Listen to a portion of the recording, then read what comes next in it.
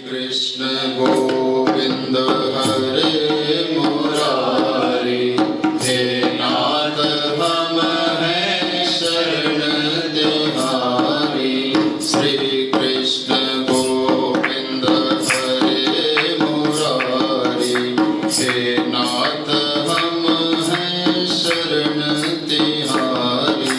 श्री कृष्ण गोविंद हरे मुरारी, हे नाथ हम हैं शरण तुम्हारे। सुन लो अरज हे बांके बिहारी, तू एक दाता जग है भिखारी। सुन लो अरज हे बांके बिहारी, तू एक दाता जग है भिखारी। श्री कृष्ण गोविंद हरे मुरारी, हे नाथ हम हैं शरण तिहारी। श्री कृष्ण गोविंद हरे मुरारी, हे नाथ हम हैं शरण तुम्हारे। श्री कृष्ण गोविंद हरे मुरारी, हे नाथ हम हैं शरण तिहारी। श्री कृष्ण गोविंद हरे मुरारी, हे नाथ हम हैं शरण तुम्हारे। सुन लो अरज हे बांके बिहारी, तू एक दाता जग है भिखारी। सुन लो अरज हे बांके बिहारी, तू एक दाता जग है भिखारी। कृष्ण में आज भटका है प्राणी, नहीं ध्यान जरा जिंदगानी। कृष्ण में आज भटका है प्राणी, नहीं ध्यान जरा जिंदगानी।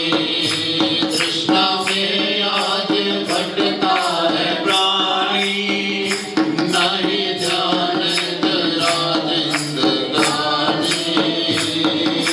झूठे विचारों में उड़ रहा है, करके विकारों की ये सवारी।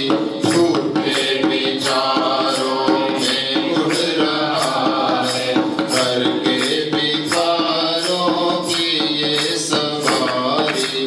श्री कृष्ण गोविंद हरे मुरारी, हे नाथ हम हैं शरण तिहारी।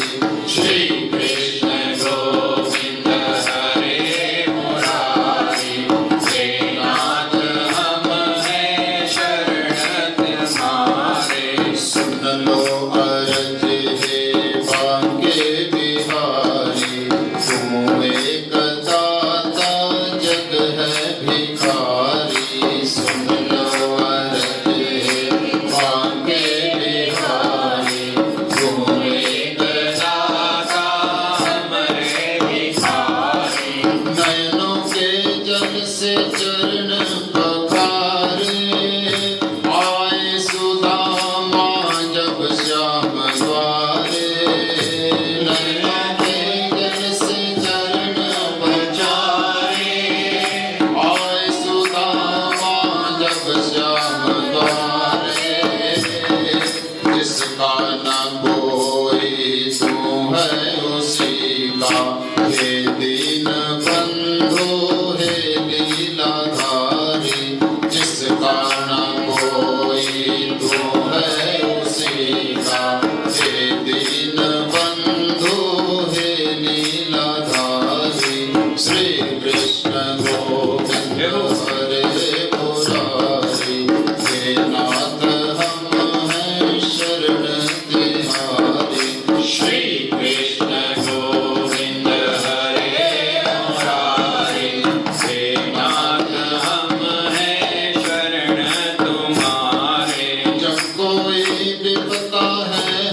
पे आई, बिगड़ी है बनाई बनाई। जब कोई विपदा है हम पे आई, बिगड़ी बनाई बनाई। तेरी शरण सारा जग पड़ा है, कब आएगी कान्हा मेरी बारी। तेरी शरण सारा जग पड़ा है, कब आएगी कान्हा मेरी बारी। श्री कृष्ण गोविंद हरे मुरारी, हे नाथ हम हैं शरण तिहारी। श्री कृष्ण गोविंद हरे मुरारी, हे नाथ हम हैं शरण तुम्हारे। सुन लो अरज हे भाग्य बिहारी, तू एक दाता जग है भिखारी। सुन लो अरज हे मांगे बिहारी, तू एक दाता हम हैं भिखारी। श्री कृष्ण गोविंद हरे मुरारी, हे नाथ हम हैं शरण तिहारी। श्री कृष्ण गोविंद हरे मुरारी, हे नाथ हम हैं शरण तुम्हारे। ओ श्री कृष्ण गोविंद हरे मुरारी, हे नाथ हम हैं शरण तिहारी। श्री कृष्ण गोविंद हरे मुरारी, हे नाथ हम हैं शरण तुम्हारे। हे नाथ हम हैं शरण तिहारी। हे नाथ हम हैं शरण तिहारी। हे नाथ हम हैं शरण तिहारी। हे नाथ हम हैं शरण तिहारी। उपस्थित हरिप्रेमी सज्जनों, इस रविवारीय वेला में एक बार हम सब फिर उपस्थित हैं। भगवत कथा, सत्संग, भजन कीर्तन के माध्यम से अपनी अपनी हाजिरी लगाते हुए सभी भक्तजन आइए कुछ क्षणों के लिए मन को भगवान के चरणों में लगाएं, मन की वृत्तियों को संकोचते हुए प्रभु के चरणों की शरण ग्रहण करें। जो भी क्षण, जो भी पल हमें ये सत्संग हेतु मिले हैं, उनका सदुपयोग करते हुए आइए चल रहे श्री राम नाम गुणगान का आगे प्रारंभ करते हुए, जन्म के हेतु अनेका, परम विचित्र एक ते एका। वो निराकार ब्रह्म निराकार होते हुए भक्तों के प्रेम वश साकार कैसे होता है, आकार वाला कैसे बनता है। श्री रामायण जी में तुलसीदास जी महाराज ने जो जो कारण बताए वो आप लोगों के समक्ष श्री रामायण जी के माध्यम से ही रख रहे हैं। हरि प्रेमियों, जो हमारे शास्त्र हैं, जो ग्रंथ हैं, उन्हीं सिद्धांतों पर चलते हुए हम इस कथा को श्रवण करें। हम अपनी तरफ से अपने विचार प्रकट ना करते हुए जो संतों ने हमें सिद्धांत बताए हैं, महापुरुषों ने जो अपनी वाणी में लिख दिया है, उन्हीं शब्दों को आपको सुनाने का प्रयास कर रहे हैं। क्योंकि दुनियावी मानव में 4 प्रकार के दोष पाए जाते हैं प्रत्येक जीव में। जब तक भगवत प्राप्ति ना हो जावे जीव को, तब तक ये चारों दोष जीव में रहते हैं, किसी में कम, किसी में बहुत ज्यादा। तो इसलिए भगवान नाम चर्चा में अपने मन के विचारों को प्रकट ना करते हुए महापुरुषों ने जो वाणी में कहा उसी को सुनाना चाहिए। क्योंकि अपने विचार जो हम रखेंगे तो हो सकता उसमें बहुत सारे दोष होंगे और व्यासपीठ से निकला हुआ एक भी गलत शब्द, उसका जो है असर, उसका प्रभाव भी हमारे जीवन पर गलत तरीके से पड़ सकता है। कौन है वो 4 दोष जो प्रत्येक प्राणी में पाए जाते हैं? उनके बारे में जरा श्रवण कर लीजिए। क्योंकि इसलिए हम अपने विचार प्रकट नहीं कर रहे, यहाँ बैठ कर के अपने मन के विचार नहीं कह रहे, क्योंकि 4 दोषों से युक्त होता है प्राणी। कौन कौन सा?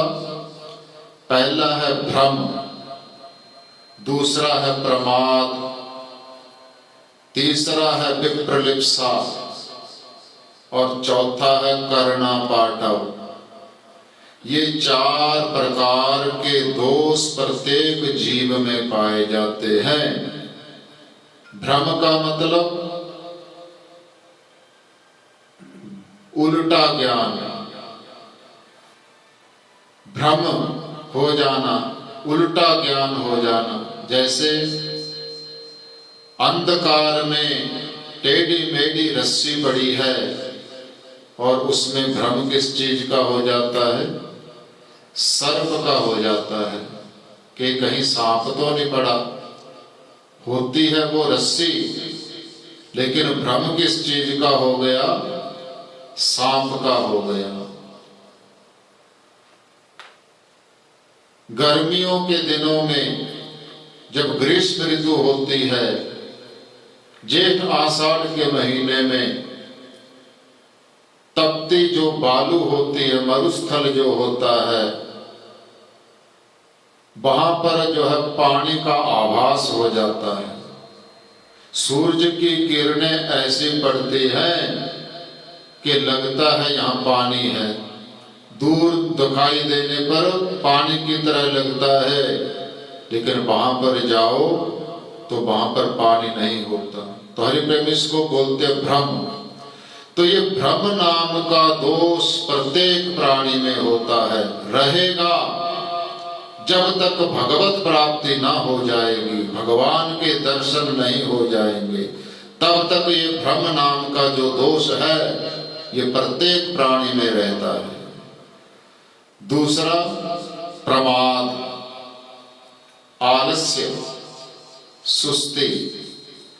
हरि प्रेमियों, ये प्रत्येक जीव में रहता है। आलस्य, कोई शुभ काम करने जाओ तो और भी ज्यादा परेशान करता है। वैसे हुड़दंगबाजी करने में आलस्य इतना नहीं आता जितना कि शुभ कर्म करने में, भगवान नाम चर्चा करने में, यानी मन की असावधानी, मन असावधान होता है, असावधानी कर बैठता है प्रत्येक जीव, तो ये प्रमाद नाम का दोष भी सब जीवों में पाया जाता है, किसी में कम किसी में ज्यादा। और तीसरा है विप्रलिप्सा। विप्रलिप्सा का मतलब अनुभव की कमी, एक्सपीरियंस की कमी, जानता कम है लेकिन दिखाता दूसरों को बड़ा अपने आप को। तो ये भी प्रत्येक जीव में पाया जाता है। हरिप्रेम इसको बोलते विप्रलिप्सा नामक दोष। तो पूरा पूरा ज्ञान ना होना वस्तु का, लेकिन अपने आप को उसका एक्सपर्ट बताना, विशेषज्ञ बताना, वो है विप्रलिप्सा नामक दोष। और चौथा दोष है करना पाटव। करना पाटव का मतलब वास्तविकता को छुपाना। वास्तविकता को छुपाकर अपने लाभ के लिए कुछ और अपनी तरफ से बढ़ा चढ़ा करके किसी बात को बताना कि इससे हमारा लाभ हो जावे, उसको बोलते हैं करना पाटव। तो ये चार दोष मुख्य मुख्य सभी जीवों में पाए जाते हैं, महापुरुषों को छोड़ करके।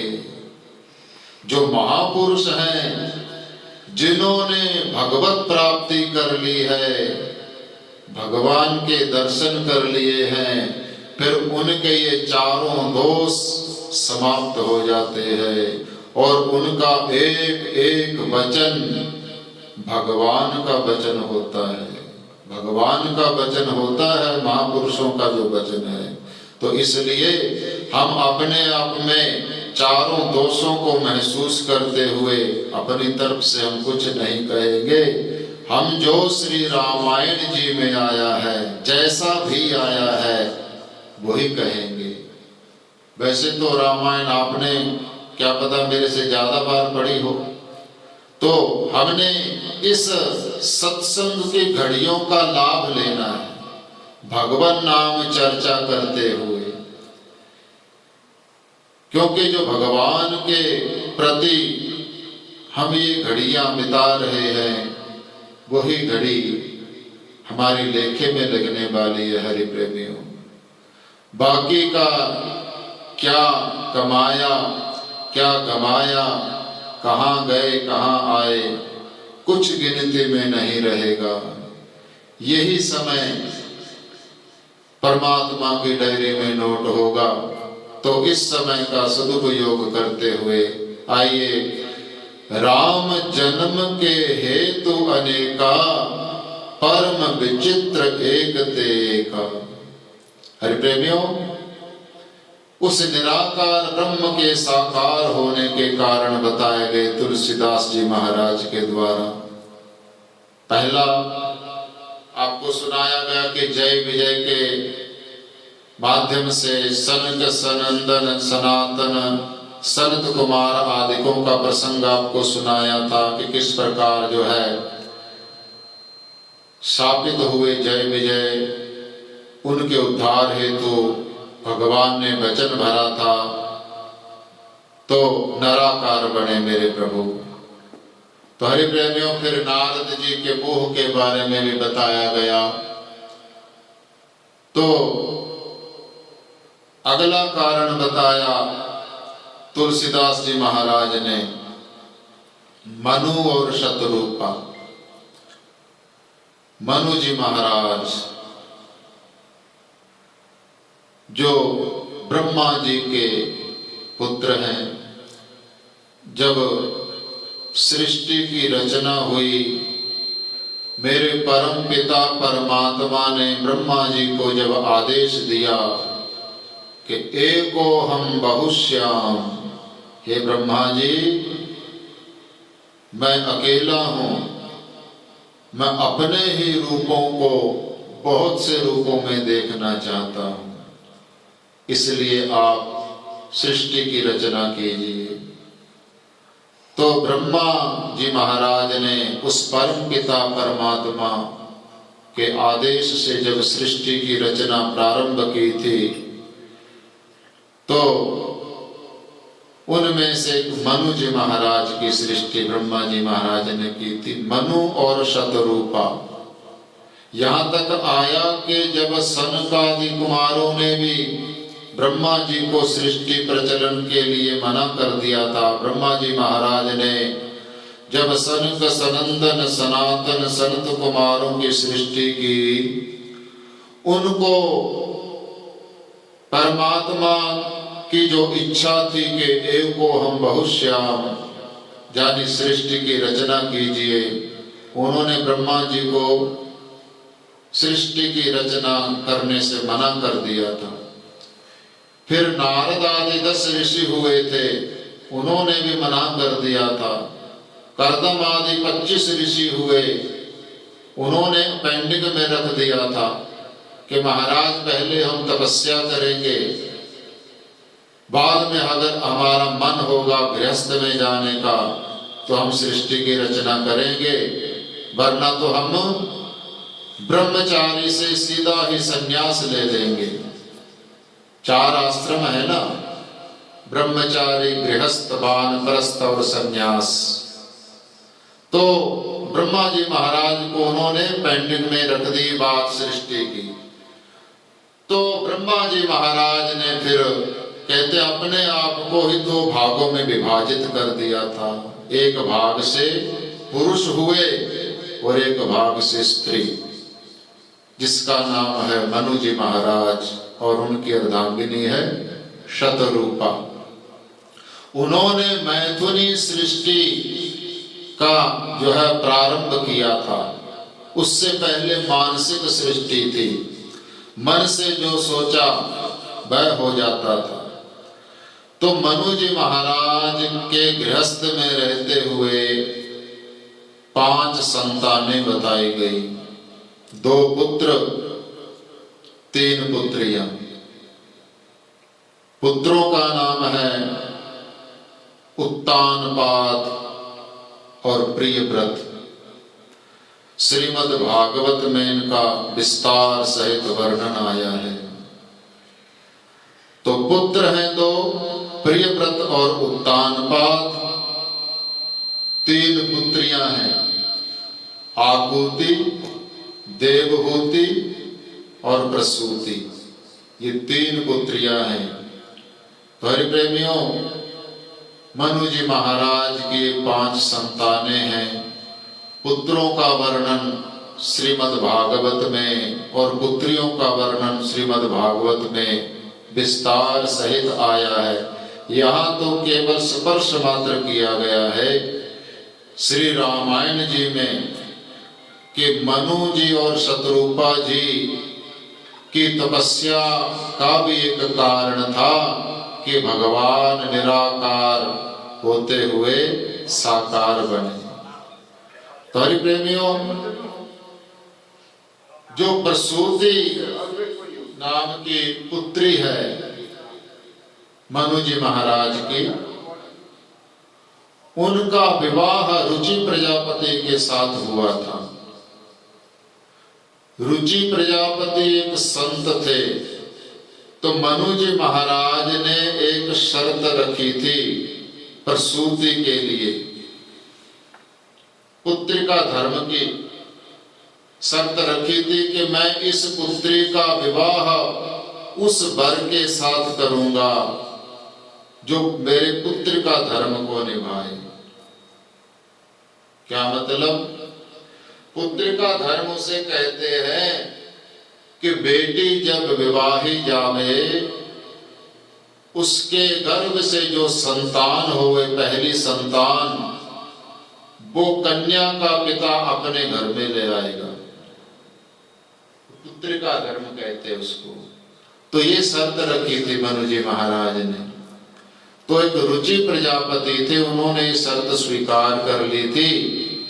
तो प्रसूति का विवाह रुचि प्रजापति से बताया।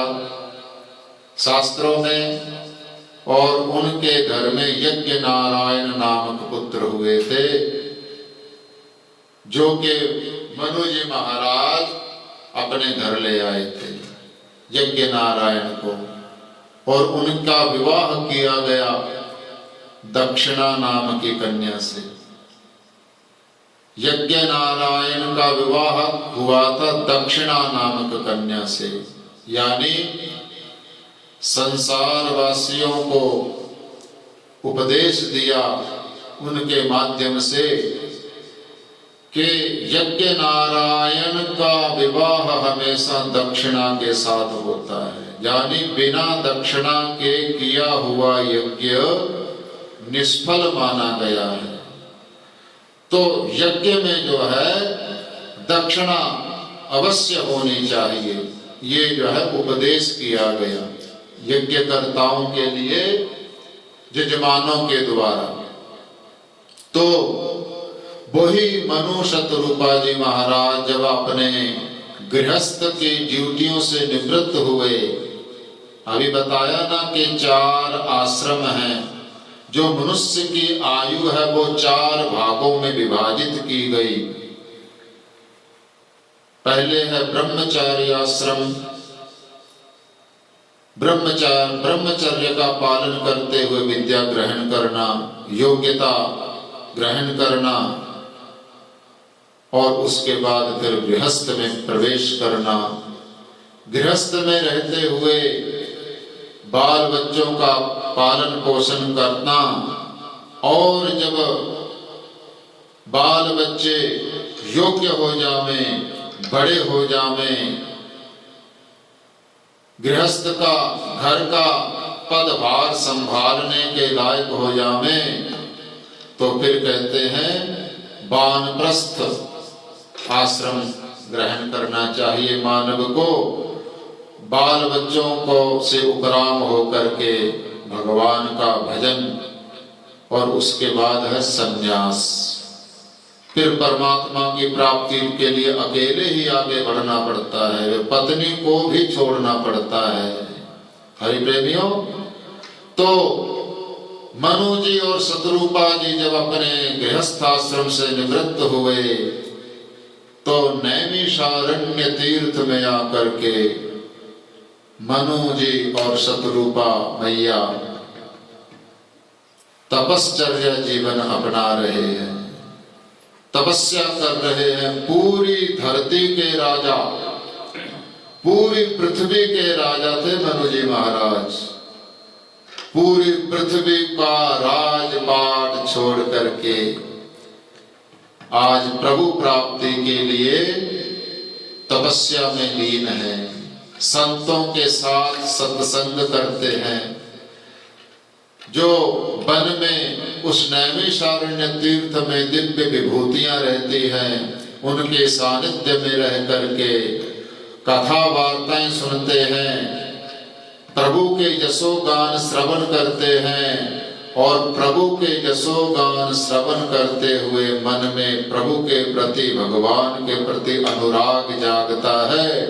और ऐसी तपस्या की मनु जी महाराज और शतरूपा ने कि भगवान स्वयं उनके सामने प्रकट हो जाते हैं, और मनु जी महाराज और शतरूपा से वरदान मांगने को कहते हैं।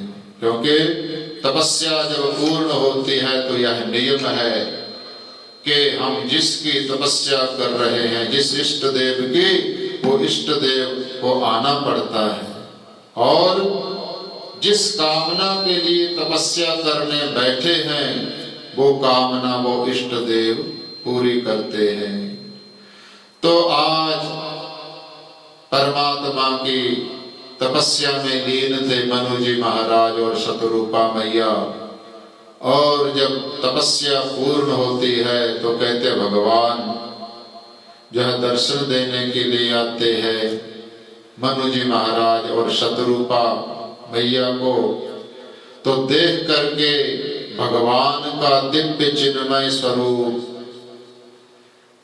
कैसा मनोहर मूर्ति, माधुरी मूर्ति है भगवान की, उस छवि को देख करके गदगद हो जाते हैं मनु जी महाराज और शतरूपा।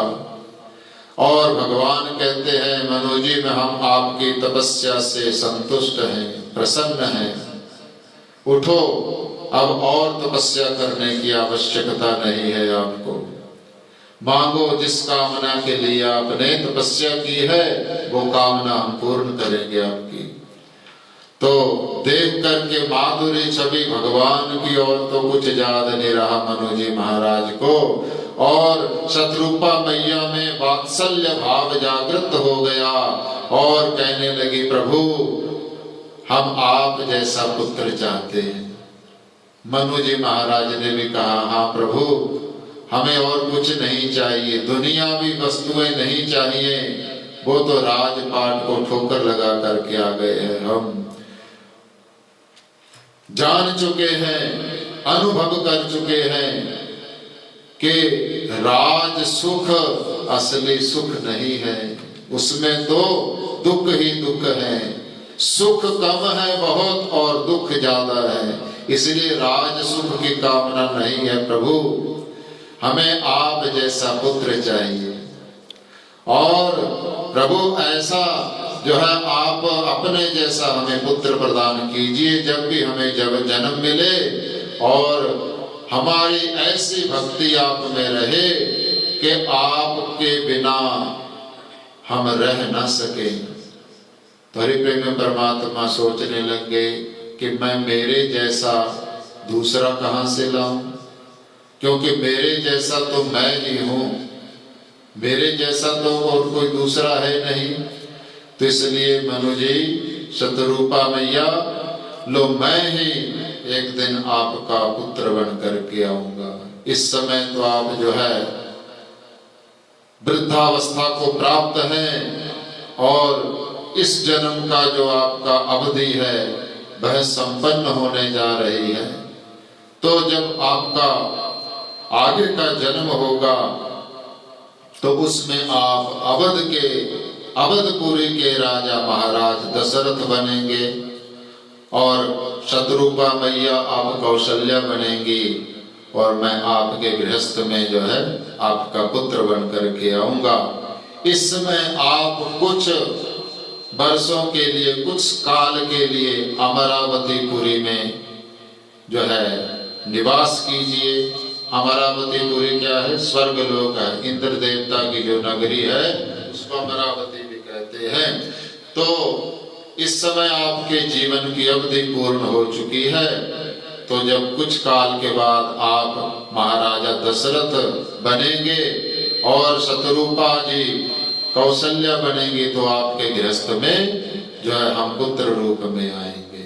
तो भगवान ने वचन भरा था नर रूप बनने का, तो इसलिए मनु जी महाराज जब अमरावती से वापस आए मनुष्य जोनि में तो महाराजा दशरथ हुए थे, शतरूपा मैया कौशल्या माँ बनी और इन दोनों के गृहस्थ में जो है वो परम पिता परमात्मा जिसको ब्रह्म कहते हैं वो आज नर रूप में, मनुष्य रूप में, श्री राम के रूप में अवतरित होकर के आए थे।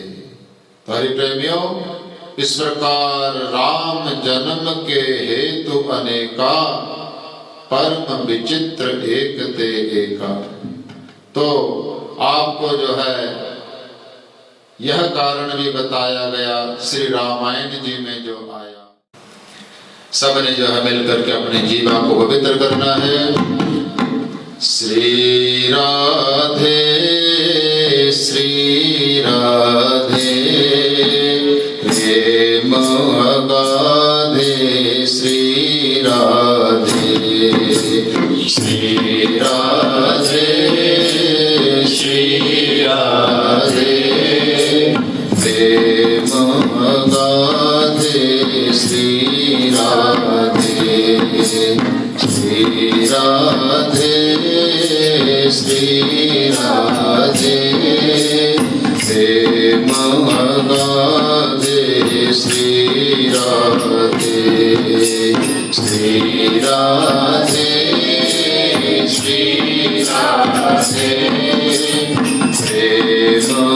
गाजे श्री राधे गति गज गामिनी श्री राधे गति गज गामिनी श्री राधे छवि अभिरामिनी श्री राधे छवि अभिरामिनी श्री राधे गति गज गामिनी श्री राधे गति गज गामिनी श्री राधे छवि अभिरामिनी श्री राधे छवि अभिरामिनी श्री राधे श्री राधे